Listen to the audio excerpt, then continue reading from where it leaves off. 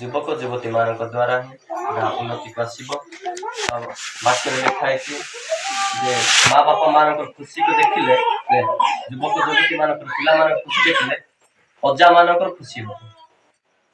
ଅଜାଇ ମାନେ ଖୁସି ହବ। ଯଦି ଯୁବକ ଯୁବତୀ ମଦ ପିଉଥିବ, ମଦ ପିଇବ, ଜେଜେବାପା ମାନେ କେମିତି ହବ? ଦୁଃଖ ଲାଗିବ ନାଇଁ?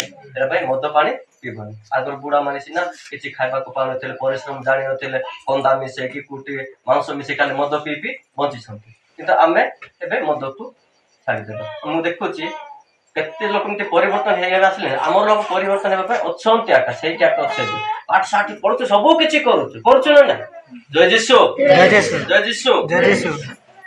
ହେଲେ ଆମେ କେମିତି କରୁଛୁ? ଯେତେ ପାଠ ପଢିଥିବା ପିଲାମାନେ, ଦୁନିଆଟା ଏମିତି ଉଲ୍ଟା ହେଇଗଲା ଯେ ପିଲା ଭଲ ମନ୍ଦ ଜାଣୁ ବୋଲି ପାଠ ପଢୁଛୁ ନାଇଁ କି? ସବୁ ଭଲ ମନ୍ଦ ଜାଣିବା ପାଠ। ଏବେ ପିଲା ଭଲ ମନ୍ଦ ପାଠ ଭଲରେ ପଢିବ, ସବୁ ପଢିଲା ପରେ ପୁରୀ ଆଟକି ଲାଗେ ଖାଉଛି। କଣ ଲେଖା ହେଇଛି?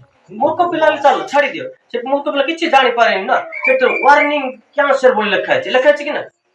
ସେ ପୁଡ଼ିଆ ତାଙ୍କୁ ଯାକ ନାଇଁ ମାନେ କ୍ୟାନ୍ସର ହେବ ବୋଲି ଲେଖା ହେଇଛି ଉପରେ। ଦେଖୁ ପିଲା ପାଠ ପଢୁଛି, ଦେଖୁ ସେ ଖାଇଦେବି। ମୂର୍ଖ ପିଲା ହେଲେ ସିନା କିଛି ଜାଣିନି, ମୁଁ ଖାଇଦେଲି ବୋଲି କହିଲେ। ଜୟ ଯୀଶୁ।